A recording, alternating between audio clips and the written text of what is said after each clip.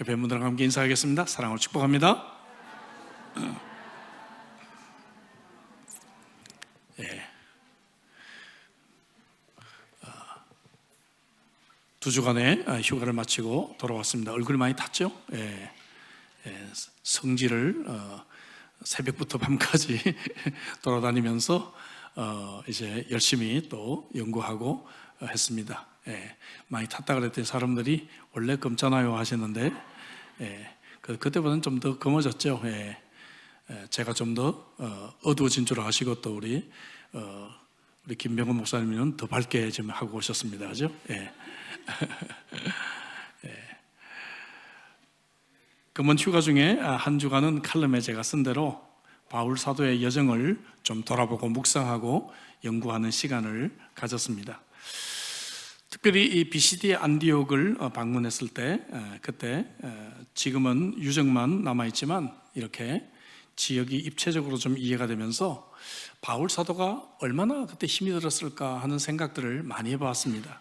지금 보시는 것은 남아있는 회당 터입니다. 그리고 바울이 아마 말씀을 전했을 것으로 추정되는 강단에서 저희들이 한번 서보았습니다. 왜냐하면 그때 이탈리아 항구, 지금은 안타냐라고 하는 항구인데요, 그쪽으로 이렇게 배를 타고 들어와서 비시디 안디옥까지는 해발 1200m 되는 높은 곳이에요. 그러니까 약 한 200km 정도를 해발 1200m를 걸어서 그 당시에는 올라와야 되잖아요. 그죠? 걸어서 이렇게 올라오는 그 길이 얼마나 힘든 길이었을까. 더더군다나 여러분, 마가가 안 가겠다 그랬잖아요. 그죠? 마가가 안 가겠다 그러고 중간에 포기를 하게 됩니다. 얼마나 낙심이 들었을까, 그렇게 생각해 보았습니다. 낙심이라고 하는 단어, 이 단어 한자어로 마음이 떨어진다, 그런 말이죠. 낙심. 영어로는 disappointment, appointment의 반대말이죠. 그래서 낙심이라는 것은 이루어지지 않는 약속, 어떤 일이 일어났으면 좋겠다고 희망을 걸었는데 결국 바라던 일들이 일어나지 않는 것입니다. 건강해지기를 소망했는데 병에 걸려버려요. 행복한 가정을 원했는데 이혼을 했습니다. 능력을 좀 발휘하고 싶었는데 실직을 당하게 됩니다. 구약 언어인 히브리어로 이 말은 아타프라고 하는데, 아타프, 아프다, 그 말이에요. 비슷하죠? 아프다, 상하다, 그런 말입니다. 용기와 희망과 자신감을 잃어버린 상태, 꿈을 성취하려는 사람의 마음을 포기하게 하는 것, 이것이 바로 낙심이다, 그렇게 말을 합니다. C.S. 루이스는 사탄의 이 무기 전시장을 해학적으로 표현한 적이 있죠. 그는 많은 무기들을 전시를 하면서 그 중에서 가장 오래되고 재래식 무기이면서도 최고로 비싼 무기를 소개합니다. 사람들에게 전혀 위협적이지 않아서 사람들이 손쉽게 접근하지만 이 무기에 걸리기만 하면 그대로 무너진다. 바로 이 무기의 이름을 낙심이다, 그렇게 이름을 붙였습니다. 여러분, 낙심은 저런 무서운 것입니다. 낙심이 왜 찾아올까요? 릭 워런 목사님 God's Answers to Life's Difficult Question이라고 하는 책에서 그는 낙심을 4가지 원인으로 이야기합니다. 첫째는 너무 과로하고 피곤하기 때문에 낙심이 찾아온다는 것이죠. 육체적으로, 감성적으로, 정서적으로 우리는 번아웃 됩니다. 오늘 얼마나 우리는 동시에 여러 일들을 감당하면서 이 속도를 따라잡아야 합니까? 열심히 일을 해야 되는 것이죠. 저도 이 팔로 계속해서, 요즘은 막 핸드폰으로도 막 계속해서 답을 달아야 일을 하다 보니까 이게 무리가 왔어요. 그래서 이번에 잠깐 한국을 경유할 때 주사를 2번이나 맞고 왔습니다. 여러 일들을 동시에 많이 감당을 하니까 우리는 속도를 따라잡다 보니까 분주하고 쉽게 피곤합니다. 그럴 때 우리에게 낙심이 찾아와요.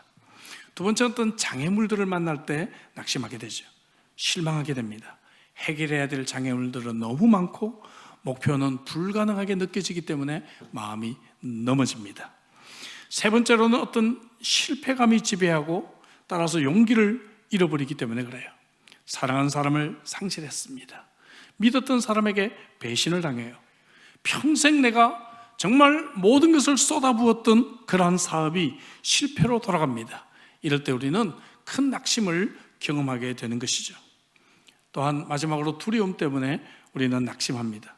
이제 영영 실패자로 인생을 살아가야 될 것 같은 그런 두려움이 우리 속에 있습니다. 오늘 이런 낙심의 문제를 말씀을 나눠보려고 합니다. 우리는 부활주일 이후로부터 예수님께서 부활하시고 난 뒤에 승천하시기까지 이 땅에 계시면서 그의 제자들에게 남기셨던 정말 마지막 말씀들, 이것을 한 7가지 정도 말씀을 차례대로 하나씩 생각해 보고 있습니다.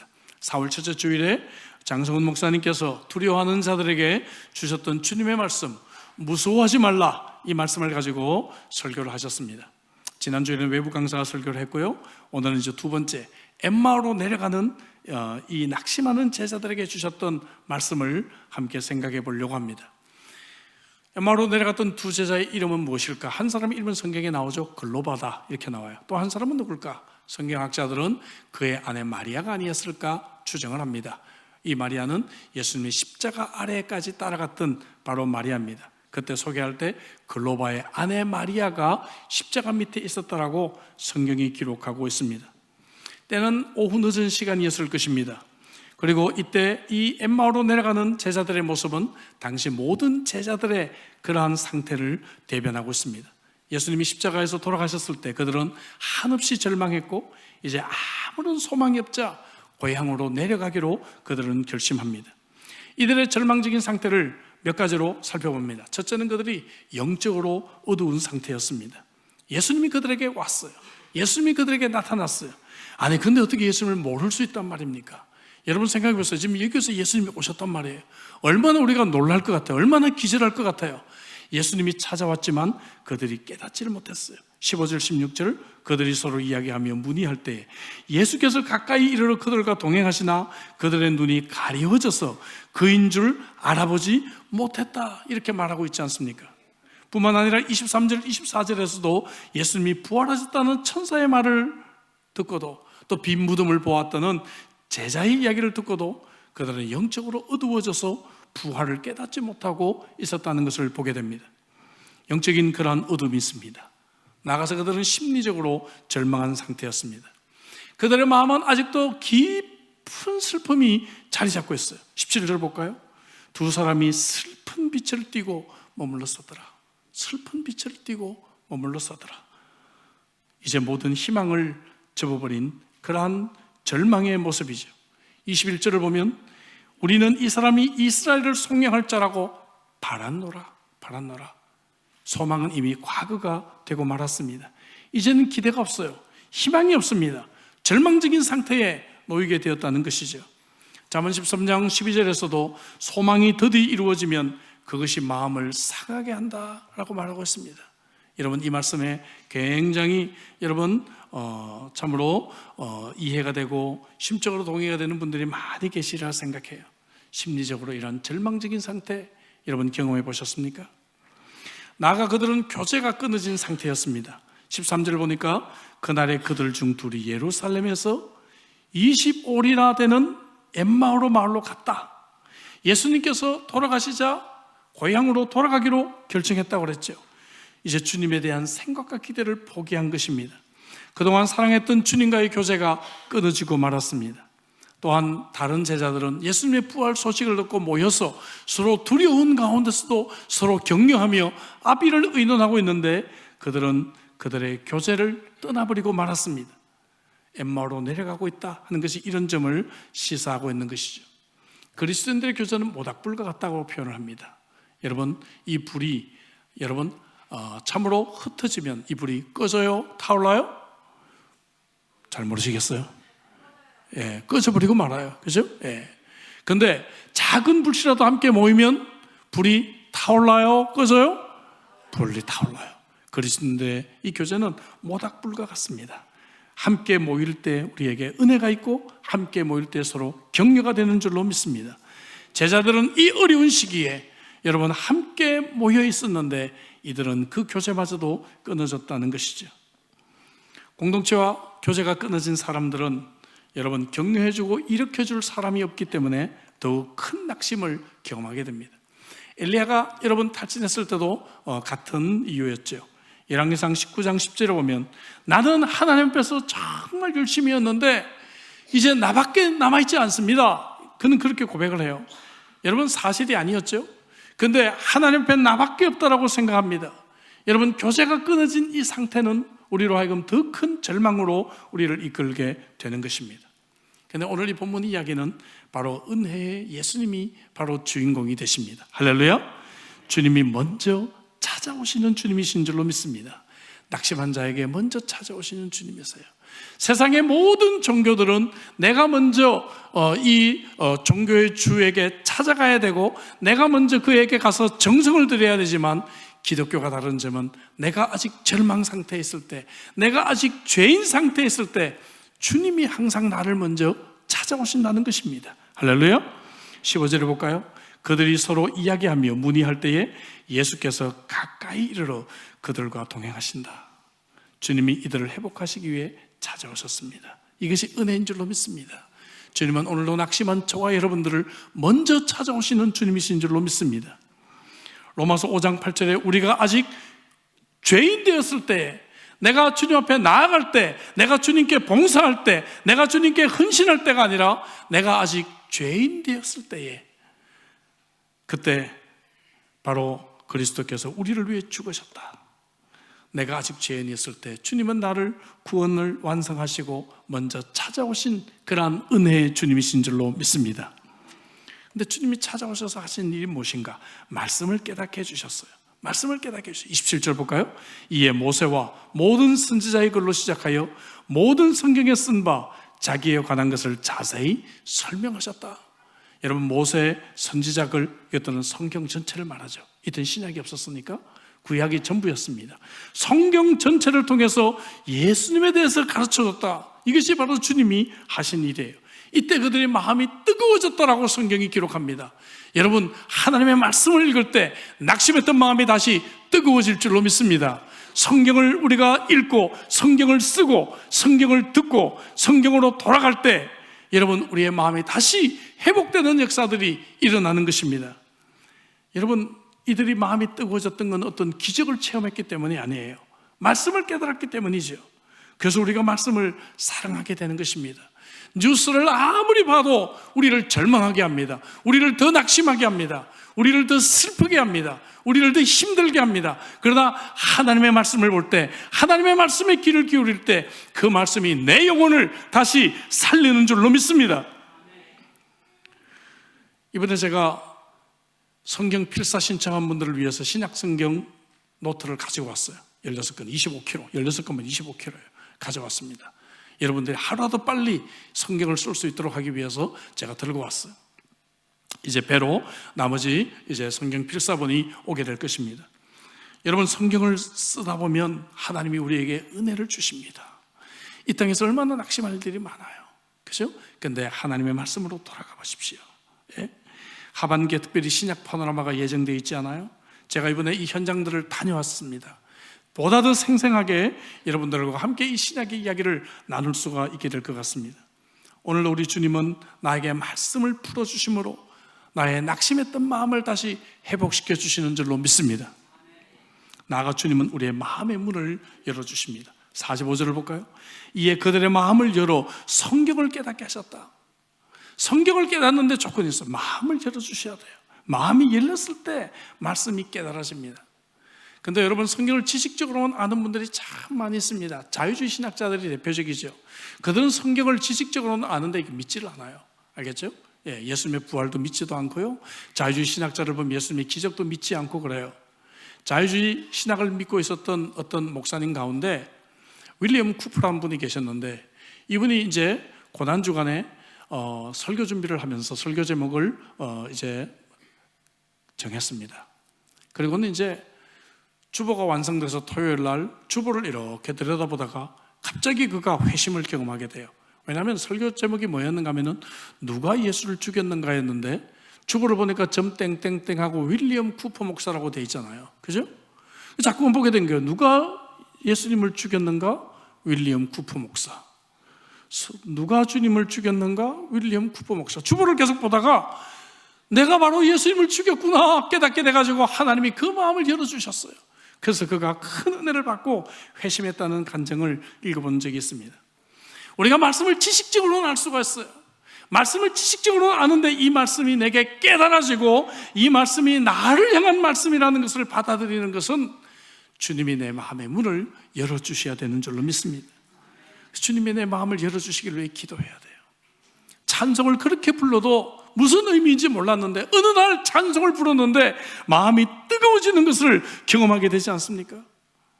바로 이것이 성령이 우리의 마음의 문을 열어주시기 때문에 여러분 그런 은혜가 있는 줄로 믿습니다. 사도행전 16장 14절에 보면 두아디라 성의 자주장사 루디아에게 주께서 무엇을 했다고요? 마음을 열어 바울의 말을 청종하겠다. 생전 처음 보는 이 이방인의 말을 어떻게 들을 수가 있어요? 그것은 바로 마음을 주께서 열어주셨기 때문에 바울이 전하는 이 말씀을 듣고 유럽의 첫 여러분 개종자가 일어나게 된 것입니다. 유럽의 첫 개종자 여성이에요. 그죠? 이 여성을 통해서 놀라운 일들이 일어나게 되는 것이죠. 저희가 이제 성지 마지막 방문한 장소가 빌립보였습니다. 빌립보 이 루디아가 바로 갔던 그 현장의 장소를 찾아갔어요. 루디아가 옷감을 빨았던 그 강가입니다. 그 옆에 보면 이렇게 루디아 기념교회가 세워져 있는 것을 보게 됩니다. 그곳에서 하나님께서 이 루디아의 마음을 열어주시고 바울의 말을 듣고 유럽의 첫 번째 개종자가 생기게 되고 교회가 생겨나게 된 그 은혜를 다시 한번 묵상하게 되었습니다. 여러분 주님께서 오늘도 저와 여러분들의 다쳤던 마음을 열어주시기를 주의 이름으로 축복합니다. 이럴 때 이 제자들이 회복이 되었어요. 어떻게 회복이 되었는가? 첫째는 그들에게 영적인 회복이 일어나게 됩니다. 여러분 그들이 영적인 어두움 가운데 있었다고 말씀을 드렸어요. 근데 주님이 오셔서 그들을 회복시켜 주니까 영적으로 그들이 회복이 일어나게 됩니다. 31절 32절에 보니까 그들의 눈이 밝아져 그인 줄 알아보더니 예수는 그들에게 보이지 아니하시는지라. 그들이 서로 말하되 길에서 우리에게 말씀하시고 우리에게 성경을 풀어주실 때 우리 속에서 마음이 뜨겁지 아니하더냐. 서로 말합니다. 눈이 밝아져서 주님이신 것을 알아보았어요. 그들의 마음이 다시 뜨거워졌습니다. 여러분 낙심했던 여러분들의 마음이 오늘도 다시 한번 뜨거워질 수 있기를 주의 이름으로 축복합니다. 이런 자들은 예배가 회복이 돼요. 52절 볼까요? 그들이 그에게 경배하고 큰 기쁨으로 예루살렘에 올라가. 여러분 이런 부사들이 이제 강조되고 있죠. 53절에 늘 성전에서 하나님을 찬송하느라 큰 기쁨, 늘 성전에서. 여러분 영적으로 침체했던 자들이 회복되는 모습을 이렇게 강조하고 있는 것입니다. 영적 침체가 일어나면요 제일 먼저 일어나는 현상이 예배 빠지는 거예요. 예배 한 번 빠지는 것을 쉽게 생각합니다. 그리고 이번 주 아니면 다음 주 아니면 다음 주에 갈 수 있다고 생각합니다. 그러나 여러분 우리가 주일 예배를 드리고 난 뒤에 어떻게 일주일을 기다릴 수 있단 말이에요. 그래서 수요 예배가 있고 새벽 기도가 있고 큐티가 있고 한 것이죠. 마음이 뜨겁고 첫사랑에 젖어보세요. 교회를 자주 나오게 됩니다. 특별히 여러분 시장생활 하다 보면 이 새 가족들은요 교회 막 또 오고 싶어요. 그죠? 여러분 연애를 해보셨습니까? 연애하면서 우리 뭐 일주일에 한 번 습관적으로 의무적으로 그때만 뭐 만나면 돼 이렇게 연애하십니까? 성공하지 못해요. 연애는 매일 만나야 되는 것이라고 제가 말씀드렸잖아요. 정말 사랑하면 또 만나야 되죠. 부활하신 주님, 정말 내가 주님을 사랑하고 이 기쁨과 감격이 있다면 우리는 예배가 다시 회복돼야 될 줄로 믿습니다. 파스칼은 방세 430편에서 이런 말을 했습니다. 우리의 유일한 불행은 신으로부터 이탈하는 데 있다. 사람에게서는 진리도 위안도 기대하지 말라. 사람에게 어떤 위로를 기대하십니까? 이 세상에서 어떤 보상을 기대하십니까? 하나님만이 우리의 위로자가 되시는 줄로 믿습니다. 여러분 성경에 다윗만큼 낙심을 경험한 사람이 있을까요? 제가 굳이 자세하게 이야기를 하지 않아도 우리는 다윗의 인생을 알고 있습니다. 그가 쓴 시편 42편은 별명이 낙심장입니다. 여러분 낙심될 때 시편 42편을 많이 묵상해 보세요. 대표적으로 11절만 같이 한번 읽어보도록 하죠. 다 같이 내 영혼아 내가 어찌하여 낙심하며 어찌하여 내 속에서 불안해하는가. 너는 하나님께 소망을 두라. 나는 그가 나타나 도우심으로 말미암아 내 하나님을 여전히 찬송하리로다. 할렐루야. 여러분 어찌 낙심하십니까? 어찌하여 불안해하십니까? 하나님께 소망을 두시기를 주의 이름으로 축복합니다. 예배를 통해 하나님을 다시 만나고 영적인 회복이 이루어지는 이 사람은 낙심을 극복할 수 있을 것입니다. 두 번째로 그들은 심적인 회복이 또한 일어나게 됩니다. 말씀드렸다시피 그들은 심적으로 절망적인 상태였습니다. 그러나 주님을 만나고 난 뒤 회복이 일어나요. 41절, 저희가 너무 기쁨으로, 역시 부사가 강조되죠. 52절에 그들이 큰 기쁨으로 표현했습니다. 부활하신 주님을 만나기 전에 그들은 슬퍼하고 절망했지만 이제 그들은 너무너무 기쁘고 큰 기쁨이 그들에게 있는 것입니다. 너무 기쁘고 큰 기쁨이 그들을 사로잡고 있습니다. 옆에 있는 분들 한번 보십시오. 너무 기쁘고 큰 기쁨이 있는 자들이십니까? 아니면 아직도 엠마오로 내려가는 제자들처럼 슬픔과 절망 가운데 있는 얼굴이십니까? 여러분, 이런 주님을 만난 자들에게는 이러한 심적인 회복이 일어나야 될 줄로 믿습니다. 저와 여러분들의 이런 기쁨이 있기를 주의 이름으로 축복합니다. 주님이 주시는 기쁨과 소망을 체험하며 사시기를 주의 이름으로 축복합니다. 부활하신 주님께서 여러분들의 힘들었던 마음을 이 시간에 만져주시기를 주의 이름으로 축복합니다.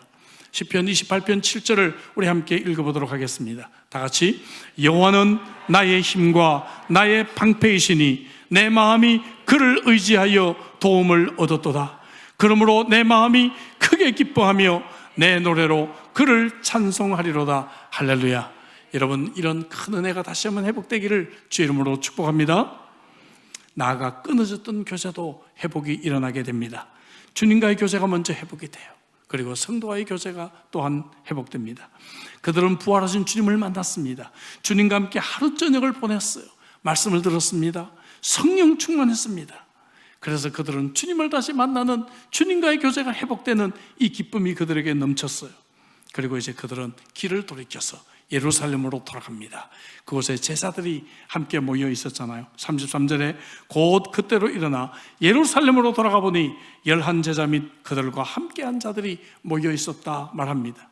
이제 지체할 수가 없어요. 곧 그때로 일어나, 조금도 지체하지 않고 그들은 즉시 제자들이 있는 그곳으로 갑니다. 내가 부활하신 주님을 만났다는 이 기쁜 소식을 전하고 싶어서 달려가게 되었던 것입니다. 사랑하는 우리 형제자매 여러분, 한 주간 동안 내가 만났던 주님, 한 주간 동안 내가 경험했던 주님, 이것을 나누는 것이 사랑방 모임이고 다락방 모임의 주제가 되어야 될 줄로 믿습니다. 그래서 내가 주님을 만난 이 기쁨, 주님을 만난 이 즐거움, 내가 세상에서 한없이 힘들고 어려웠지만 내 사랑하는 주님을 만나고 난 뒤에 나에게 이런 기쁨과 즐거움이 있었다라고 간증하는 것이 우리 그리스도인들의 진실한 교제가 되어야 될 줄로 믿습니다. 그래서 우리가 함께 격려하며 함께 이 슬픔을 극복하고 함께 이 어려운 세상을 이겨나가시기를 주의 이름으로 축복합니다. 예수님을 등지고 예루살렘을 등지고 엠마오로 내려가던 제자들, 이제 그들은 그 길을 돌이켜서 예루살렘으로 돌아갑니다. 엠마오로 향했던 불신앙과 슬픔과 절망의 발걸음이 변하여서 성령 충만하고 기쁨과 사명을 회복한 발걸음이 되었습니다. 부활하셔서 살아계신 주님을 증거하고 온 세상에 복음을 증거하기 위해 다시 예루살렘으로 올라가게 되었습니다. 주님은 제자들에게 사명을 주십니다. 46절, 48절, 이같이 그리스도가 고난을 받고 제3일에 죽은 자 가운데서 살아날 것과 또 그의 이름으로 죄사함을 받게 하는 회개가 예루살렘에서 시작하여 모든 족속에게 전파될 것이 기록되었으니 너희는 이 모든 일에 무엇이다? 증인이라, 증인이라. 이제 우리가 십자가에서 죽으시고 부활하신 주님의 증인이 되어야 하는 것입니다. 이 복음을 전하는 것이 우리가 이 땅에 살아갈 이유이고 이 땅에 인생에 남아있는 사명입니다. 그래서 우리는 이 부활을 새생명 축제로 이어지게 하는 것입니다. 다음 주에 우리가 2차 태신자 봉헌이 있습니다. 이제 우리가 태신자를 결정을 하고 집중적으로 기도하고 그들을 초청하기 위해 심혈을 기울여야 할 때입니다. 오늘 여러분 낙심 가운데 있는 분들이 계십니까? 여러분들의 이유를 다 할 수는 없지만 이 땅을 살아가는 자체가 우리들에게 많은 낙심을 안겨주고 있습니다. 그렇다고 한다면 여러분, 오늘 주님이 엠마오로 가는 제자들을 만나셔서 그들의 마음을 회복시켜 주셨던 이 은혜가 여러분들에게 임하시기를 바랍니다. 우리도 이 주님을 한때 열심히 믿었지만 자주 엠마오로 내려가고 있지는 않습니까? 슬픔과 낙심과 절망과 영적인 어두움으로 방황하고 있지는 않습니까? 주님을 위해 섬기고 가정을 위해 열심히 살아가는데도 가끔 내가 무엇을 하고 있는지 낙심이 찾아올 때가 있습니다. 그래서 바울 사도는 갈라디아서 6장 9절에서 이렇게 우리를 격려합니다. 같이 마지막으로 읽겠습니다. 다 같이. 우리가 선을 행하되 낙심하지 말지니 포기하지 아니하면 때가 이름에 거두리라. 아멘. 낙심하지 마십시오, 여러분. 포기하지 않으면 열매가 맺어질 것입니다. 특별히 제가 이 말씀을 이번에 고린도를 방문했을 때 기억을 했습니다. 고린도에서 바울의 벽화가 있는 곳에서 저와 제 아내가 함께 사진을 찍었어요. 고린도입니다. 왼쪽에 이 벽화는 바울이 핍박을 받고 있는 장면이고요, 오른쪽에는 그럼에도 불구하고 바울이 담대하게 복음을 전하고 있는 그러한 장면입니다. 그런데 가운데 그림을 보면 바울이 낙심해서 누워있어요. 낙심해서 누워있는 가운데 예수님을 바라봅니다. 이 그림을 한참 묵상하다 보니까 제게 큰 은혜가 되었어요. 여러분, 이 땅에 살아가면서 우리에게 낙심이 있고 박해가 있고 어려움이 있습니다. 그런데도 불구하고 내가 용기를 가지고 주님이 주신 사명을 감당할 수 있는 비결은 낙심하는 가운데서도 주님을 바라볼 때 우리가 이 낙심을 이겨낼 수가 있구나. 그래서 바울이 갈라디아서 6장 9절 같은 말씀, 우리가 선을 행하되 낙심하지 말지니 포기하지 않으면 때가 이름에 거두리라. 이 고백을 남기지 않았을까 그렇게 생각해 보았습니다. 여러분, 세상의 뉴스들은 우리를 낙심하게 합니다. 세상의 상황은 우리를 절망하게 합니다. 그러나 주님은 낙심한 자들을 일으켜주시는 주님이십니다. 오늘 낙심하고 절망한 분들이 계십니까? 오늘 이 말씀을 통해 다시 한 번 더 우리가 주님을 바라보고 주님이 다시 일으켜주시는 이 은혜를 회복할 수 있기를 주 이름으로 축복합니다. 기도하겠습니다. 주신 말씀 가지고 우리 한번 기도하도록 하죠. 세상은 여러 가지 이유들로 우리에게 낙심을 안겨줍니다. 열심히 일하는데 뭔가 보이지가 않고, 최선을 다하는데 뭔가 결과가 자꾸 나타나지 않는 것 같고요, 하루하루 살아가는 것이 너무 이렇게 의미가 없는 것 같고, 뭔가 열심히 내가 봉사했지만 결과가 무엇인가 자꾸 회의가 되고, 자녀들을 열심히 키웠지만 이 자녀들이 부모의 수고를 조금이나 기억하는지도 의심스럽고, 때때로 한없는 절망이 우리에게 밀려올 때가 있습니다. 특별히 인생에 참으로 길이가 더해질수록 이런 낙심은 더해질 때가 있어요.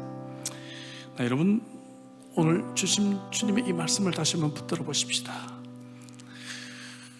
주님이 우리의 마음을 열어주시고 하나님의 말씀을 깨닫게 하시고 사랑하는 주님과 다시 손을 잡을 수 있도록 위해서 기도하십시다. 그리고 오늘 주신 말씀처럼 내가 다시 주님과 함께 손을 잡고 공동체와 함께 손을 잡고 교제가 회복되어 이 낙심을 이겨나갈 수 있기를 위해 오늘 주신 은혜 가지고 우리 한번 간절하게 우리 기도하시겠습니다. 하나님 아버지,